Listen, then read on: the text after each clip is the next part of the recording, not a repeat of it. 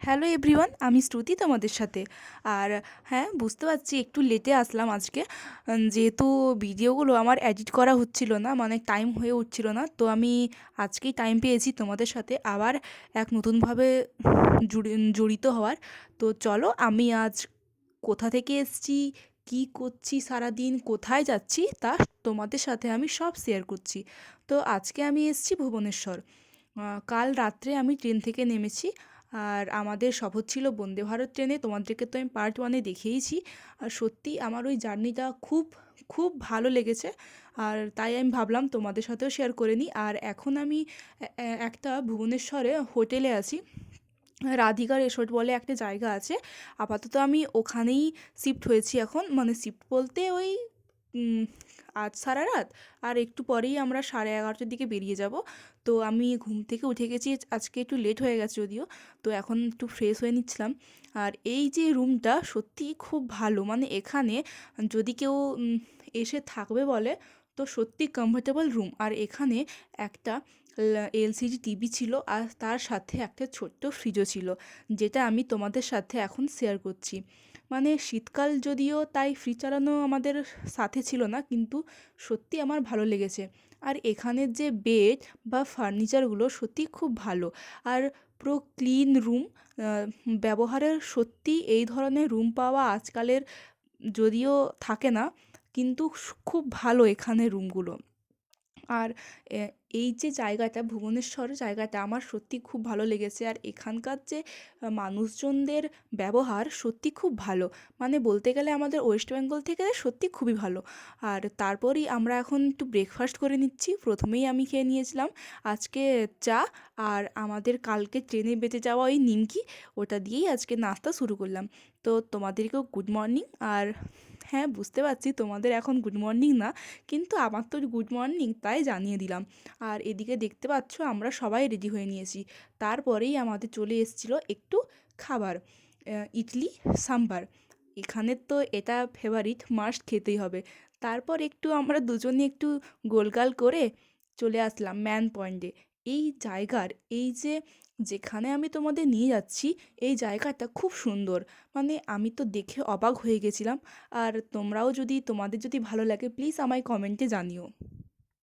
আমার এই ধরনের গাছ দেখলে সত্যি খুব মনটা ভালো হয়ে যায়, যেহেতু আবার ছাদের ওপরে। এখানে প্রত্যেকটা গাছ ফুল ফোটা, এবং এর চারপাশের যে আবহাওয়া খুব ভালো। আমার তো সত্যিই খুব ভালো লেগেছে এই জায়গাটা। আর তার সাথে এই গাছগুলো দেখো কি সুন্দর না, সত্যি ভালো লাগে। আর যেহেতু এখানে আমি এই আজকের জন্যই এসেছি, তার জন্য মনটা একটু খারাপ যে ওদের সাথে আমি বেশিক্ষণ কাটাতে পারবো না। কিন্তু তারপরেও যতটুকু সম্ভব ওদের সাথে কাটিয়ে ছবি টবি তুলে ভিডিও বানিয়ে আমি স্মৃতি হিসেবে রেখে দিলাম। আমরা যেহেতু শীতকালের শুরুতেই এসেছিলাম, তার জন্য এখনও সব ফুলের গাছ এখনও এখানে রাখা হয়নি। আমরা রিসেপশনে কথা বলেছিলাম যে এই গাছগুলো কি আপনারা নিজেরাই লাগান? বলল হ্যাঁ, এখানের যে মালিক সেই এই সব গাছের যত্নে লাগান। বেরোনোর পালা। তো চলো, আমরা সবাই রেডি হয়ে গিয়েছি বেরোনোর জন্য। মনটা সত্যি কেমন করছে এখান থেকে যেতে। আমরা সবাই আস্তে আস্তে রিসেপশনের দিকে চলে যাচ্ছি, কারণ আমাদের গাড়ি এসে পৌঁছেছে। তাই আমরা সবাই নিচে চলে এসেছি। আর এখন আমরা যাচ্ছি যেখানে আমরা ঘুরতে এসেছি ওখানেই। দেখতে পাচ্ছ, তোমাদের হোটেলটা আমি পুরোটা দেখালাম, আর এদিকে আমাদের গাড়িও চলে এসছে। তো চলো। আর এই যে আমার বৌদি, আমি যখনই ভিডিও বানাই আমার বৌদি কিন্তু সাথেই থাকে। এটা দেখে আমার সত্যি খুব ভালো লাগে। আর এই যে রাধিকা রিসোর্ট ছেড়ে এখন আমরা সবাই গাড়ির মধ্যে উঠে বেরিয়ে পড়ব রওনাতে। তো চলো, তোমরা সাথে থেকো। দেখতেই পাচ্ছ আমাদের ব্যাগপত্র সব ওঠানো হয়ে যাচ্ছে। আর ধীরে ধীরে আমরা সবাই রেডি হচ্ছি এখন বেরোবার জন্য। তো দেখা হচ্ছে তোমাদের সাথে, আমার সাথে থেকো।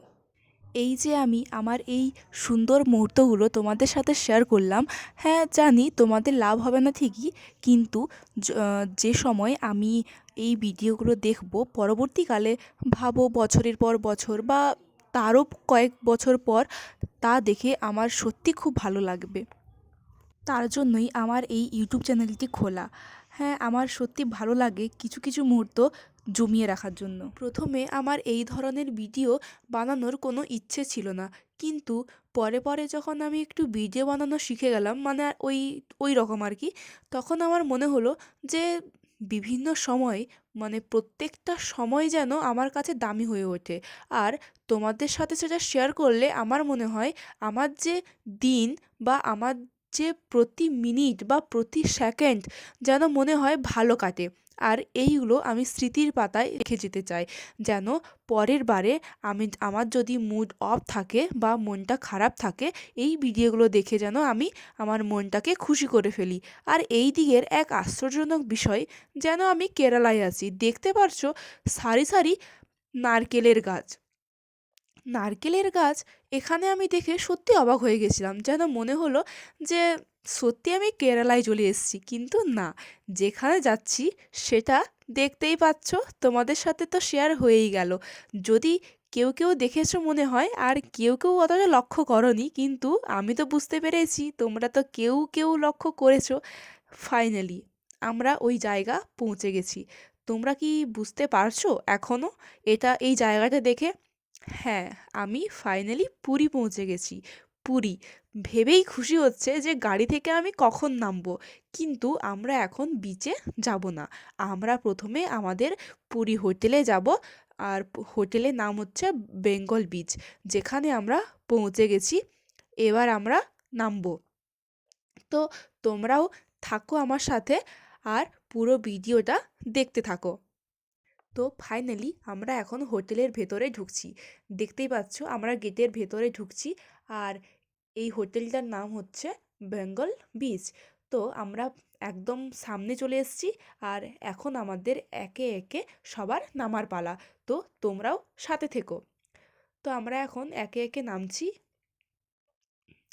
সত্যি আমার যে ভেবে কতটা আনন্দ হচ্ছে আমি তোমাদের বোঝাতে পারছি না। আর তোমরা বুঝতে পারছো কি না আমি সেটাও নিজেও বুঝতে পারছি না। তো দেখতে থাকো। আমার তো সত্যি খুশি হচ্ছে যে আমি এখন কোথায় এসছি। Finally I am come to Puri. তো চলো নামা যাক। আমি আর ভয়েস ওভার করতেও পারছি না যে আমি এই মুহূর্তে কী বলবো তোমাদের। তো তোমরা আমার প্লিজ সাথে থেকো আর পুরো ভিডিওটা শেষ পর্যন্ত দেখো। ফাইনালি নেমে গেছি। এবার আমরা ব্যাগপত্র নামিয়ে নিয়ে চললাম ভেতরে। আর এই যে আমাদের রুম, যেখানে এসে আমরা ব্যাগপত্র নামিয়ে ফেলেছি। আজকে আমি এখানেই শেষ করলাম। তোমাদের সাথে দেখা হচ্ছে ডে 3 তে। বাই।